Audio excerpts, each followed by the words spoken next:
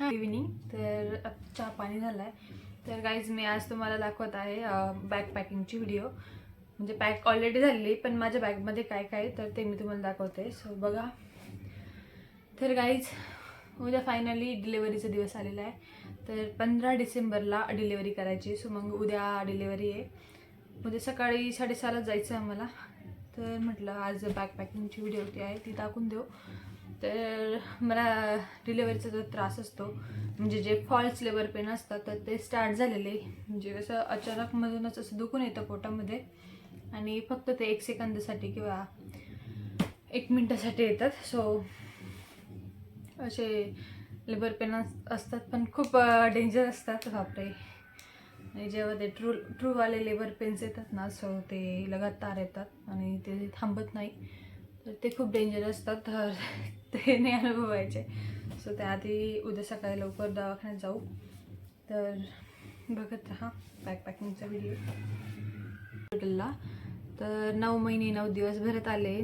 तसे अजून 18 तारखेला भरणार होते. म्हणजे 18 तारीख होती माझी सोनोग्राफी त्याच्यामध्ये. बट मॅडम बोलल्या की 15 तारखेलाच ॲडमिट होऊन घ्या. सो मग 15 तारखेला व्हायचं आहे.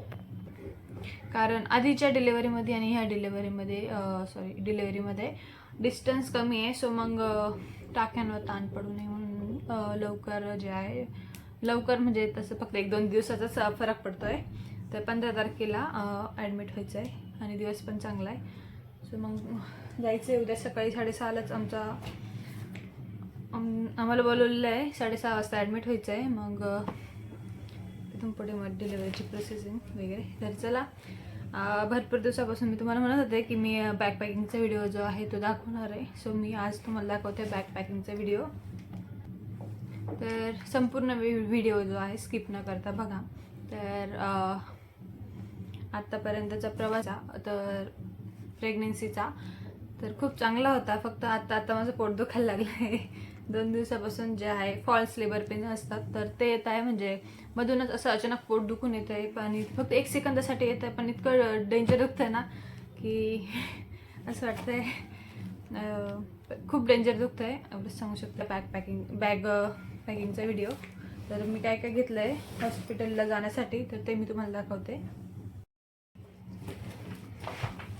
सर्वात पहिले हा गाऊन आहे जो की फिडिंगचा आहे. आणि हा एक आहे. असे 2 गाऊन घेतलेले फिडिंगचे दोन्ही पण. सो हे दोन्ही गाऊन आहे.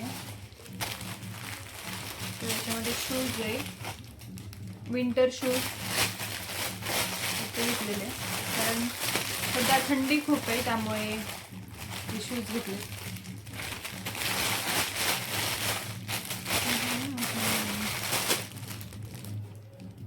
त्यानंतर ना सॉक्सचे 2 जोड आहे तर ते घेतले.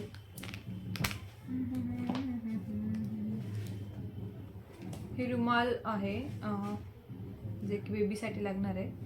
आमच्या इकडे ना बाळाची जी शॉपिंग असते, खरेदी असते, ती डिलिव्हरीच्या अगोदर करत नाही आम्ही. जेव्हा बाळ होईल तेव्हाच बाळाची शॉपिंग करतात. सो मग बाळासाठी काहीच नाही घेतलेले अजून. तर बाळाची शॉपिंग जी आहे ती नंतरच होईल, बाळ झाल्यानंतर ना. सो जे आधीचं होतं जे घरातलं फक्त बाळाते वगैरे तर ते आहे. जे काही शंभूचे होते तर ते मी धुवून वगैरे ठेवलेलं आहे. साई म्हणत होता की ते नको वापरूया, पण म्हटलं नको, मोठ्या भावाचं वापरायलाच पाहिजे. म्हणजे कसं त्यांचं बॉन्डिंग पण चांगलं होतं, असं काहीतरी असतं बुवा. तर आणि ऊब असते एक त्याच्यामध्ये. सो मग ते घेतलेले. एक फिडिंगचा टॉप आहे जो की आपल्याला घरी येण्यासाठी लागेल. तर फिडिंगचा टॉप आहे प्लस पॅन्ट. त्यानंतर ना ब्लँकेट घेतलेलं आहे एक.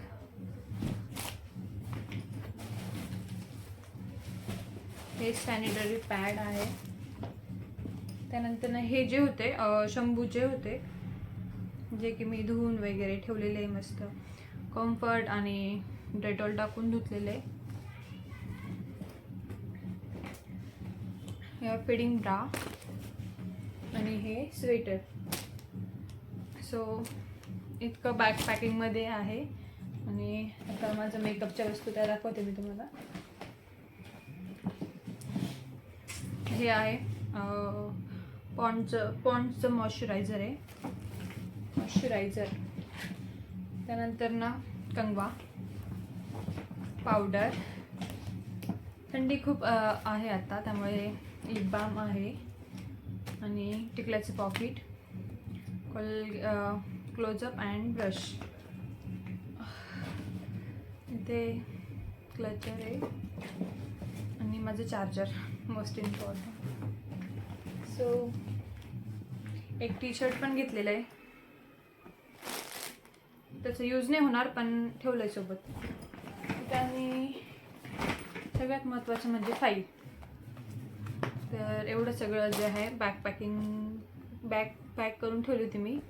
तर अजून काही गोष्टी आहे त्या घ्यायला लागणार आहे. सो बघत राहा, उद्याचाही ब्लॉग मी शूट करणार आहे, सो तोही बघा कंटिन्यू. तर चला आता मी हे पुन्हा पॅक करून ठेवते. तर संध्याकाळच्या स्वयंपाकामध्ये ना भात आणि पोळ्या बनवल्या होत्या, पण भाजी वगैरे बाहेरनंच मागितली होती. कारण आज सकाळपासून जे आहे मिस्टर बोलत होते की तुला आज जे काही खायचं ते खाऊन घे, कारण इथून पुढचे काही दिवस आहे तुला काही खाता येणार नाही बाहेरचं. तर मग त्यांनी आज बाहेरनंच भाजी वगैरे आणलं होतं. दिवसभर ते चालूच होतं आज काही खायचं. तर इथे अचानक रात्री जास्तच पोट दुखायला लागलं, त्यामुळे मग हॉस्पिटलला जायचा डिसिजन झाला. आणि त्यानंतर ना मी देवांच्या पाया पडून घेतलं आणि घरातल्यांच्या सगळ्या मोठ्या माणसांच्या वगैरे पाया पडले. आणि जेवण झालं होतं. तसं तर आम्हाला सिझरच करायचं होतं, कारण मॅडमनी आधीच सांगितलेलं होतं की आधीची टाक्यांमध्ये ताण येऊ नये म्हणून आपल्याला नॉर्मलचा प्रयत्न नाही करायचा आहे. सो मग सिझरच करून घ्यायला लागणार आहे. तर इथे त्याच तयारीने आम्ही चाललेलो होतो. तसं तर उपाशी पोटी बोलवतात सिझरसाठी, बट जेवण झाल्यानंतर ना अचानक जास्त पोट दुखायला लागलं, त्यामुळे मग त्यांनी सलाईन वगैरे इंजेक्शन दिलेलं होतं जेणेकरून उलट्या होऊ नये म्हणून. तर ते दिलं. आणि मग इथून पुढचा ब्लॉग तुम्ही बघत राहा. नेक्स्ट ब्लॉग मी लवकरच अपलोड करेल, तो एडिट करेल आणि लवकरच टाकेल. तर इथे आम्ही 10 वाजता आलो होतो आणि डॉक्टर वगैरे येता करता 11 वाजले होते.